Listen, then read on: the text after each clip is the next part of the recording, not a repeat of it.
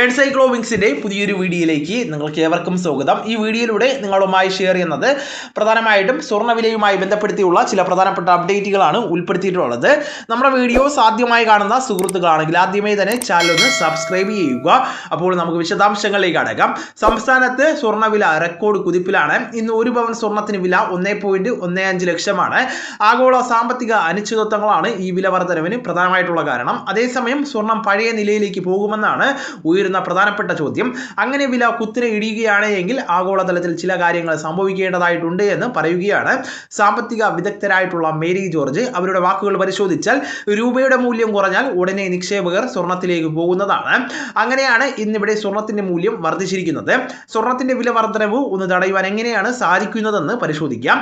ആശ്വാസകരമായിട്ടുള്ള രീതിയിൽ 1 ലക്ഷത്തിന് താഴേക്ക് 80,000 രൂപ മുതൽ 70,000 രൂപ വരെ സ്വർണ്ണവില എത്തുക എങ്ങനെയാണ് നമുക്കൊന്നും തന്നെ ഇതിനായിട്ട് ചെയ്യുവാനായിട്ട് സാധിക്കുന്നതല്ല. കാരണം ആഗോളതലത്തിൽ തന്നെ സ്വർണത്തിന്റെ മൂല്യം വർദ്ധിക്കുന്ന സാഹചര്യങ്ങളാണ് രൂപപ്പെട്ടിരിക്കുന്നത്. ഇന്ത്യയിൽ നിന്നുള്ളതാണ് ഈ ഒരു വ്യാപാര കമ്മി. അത് കുറച്ചു കൊണ്ടുവരേണ്ടതാണ്. എന്നാൽ ഇന്ത്യ മാത്രം വിചാരിച്ചിട്ട് ഒരു കാര്യവുമില്ല. കാരണം US-ഉമായി ബന്ധപ്പെടുത്തിയുള്ള വ്യാപാര കരാറുകളുമായി ബന്ധപ്പെടുത്തിയുള്ളതാണ് ഇന്ത്യയുടെ വ്യാപാര കമ്മി. US നമുക്ക് മേൽ ചുമത്തിയിരിക്കുന്ന ചുങ്കം കുറയ്ക്കേണ്ടതാണ്. അതിനേക്കാളും ഉപരി ട്രംപ് കഴിഞ്ഞ ദിവസം ദാവോസിൽ വെച്ച് പറഞ്ഞത് ഞാനൊരു പീസ് ബോർഡ് രൂപീകരിക്കുകയാണ്, അതിലെല്ലാ രാജ്യങ്ങളും അംഗങ്ങളാകേണ്ടതാണ്. 1945 ഐക്യരാഷ്ട്രസഭ നിലവിൽ വന്നത് രണ്ടാം ലോക മഹായുദ്ധത്തിനെ തുടർന്നാണ്. ലോകത്ത് മൂന്നാമതൊരു മഹായുദ്ധം ഉണ്ടാകാതിരിക്കാൻ സമാധാന കക്ഷികൾ എല്ലാം ഒന്നിച്ചുകൊണ്ടാണ് UN രൂപീകരിച്ചത്. UN ഏറ്റവും കൂടുതൽ സാമ്പത്തിക സഹായം നൽകുന്ന രാജ്യമാണ് അമേരിക്ക. എന്നാൽ ട്രംപ് അധികാരത്തിലെത്തിയതിനു ശേഷം അവർ ഈ സഹായം നൽകുന്നില്ല, വളരെയധികം കുറച്ചിട്ടുണ്ട്. US നടത്തിയ വെനസ്വേല ആക്രമണത്തിൽ UN ശക്തമായിട്ടുള്ള താക്കീത് നൽകിയിട്ടും അതൊന്നും വകവയ്ക്കാതെ ട്രംപ് മുന്നേറുകയാണ്. ഇതിനോടകം തന്നെ 19 രാജ്യങ്ങൾ പീസ് ബോർഡിൽ ചേർന്ന് കഴിഞ്ഞു. ഇനി രാജ്യങ്ങളെ ഭീഷണിപ്പെടുത്തി ചിലപ്പോൾ അതിനകത്ത് ഒപ്പുവെപ്പിക്കുന്നതാണ്. എന്തായാലും ഈ സംഭവത്തോടു കൂടി ലോകരാഷ്ട്രങ്ങൾ ഇപ്പോൾ 2 ചേരികളായിട്ട് മാറിയിരിക്കുകയാണ്. 20 രാജ്യങ്ങൾ അമേരിക്കൻ ചേരിയിലും ബാക്കി രാജ്യങ്ങൾ മറു ചേരിയിലുമാണ്. ഇതാണ് ഇന്ന് പെട്ടെന്ന് ഓഹരി വിപണിയെ ബാധിച്ചതും സ്വർണത്തിന്റെ വില ഉയർന്നതും. ട്രംപിനെ മര്യാദ പഠിപ്പിക്കുവാൻ തന്റെ ഇടമുള്ള രാജ്യങ്ങൾ ഒത്തുചേരേണ്ടതാണ്.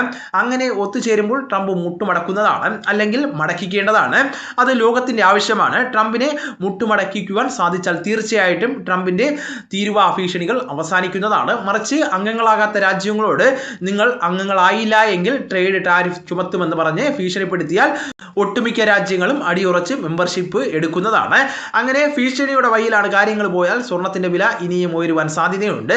ആഗോളതലത്തിൽ ആശ്വാസകരമായിട്ടുള്ള വ്യാപാര കരാറുകൾ രൂപപ്പെടേണ്ടതാണ്. അങ്ങനെ രൂപപ്പെട്ടാൽ മാത്രമേ ആഗോളതലത്തിൽ ഓഹരി വിപണി മെച്ചപ്പെടുകയും സ്ഥിരത കൈവരിക്കുകയും ചെയ്യുകയുള്ളൂ. ഓഹരി വിപണിയിലെ വിശ്വാസ്യത തിരിച്ചു പിടിക്കുവാൻ സാധിച്ചാൽ സ്വർണത്തിലേക്കുള്ള നിക്ഷേപ ഒഴുക്ക് കുറയുന്നതാണ്, സ്വർണത്തിന്റെ വിലയും താഴുന്നതാണ്. അതിന് കഴിഞ്ഞില്ല എങ്കിൽ സ്വർണം വില ഇനിയും മുകളിലേക്ക് പോകുവാനാണ് സാധ്യതയുള്ളത്. അപ്പോൾ ഈ വിവരങ്ങൾ നിങ്ങളുടെ സുഹൃത്തുക്കളിലേക്കും മറ്റു ഗ്രൂപ്പുകളിലേക്കും കൂടെ ഷെയർ ചെയ്യുക. നമുക്ക് തുടർന്നും വിജ്ഞാനപരമായിട്ടുള്ള മറ്റു വീഡിയോസും ആനുകാലിക വിവരങ്ങളുമായിട്ട് വീണ്ടും കാണാം. അതുവരെ ഗുഡ് ബൈ.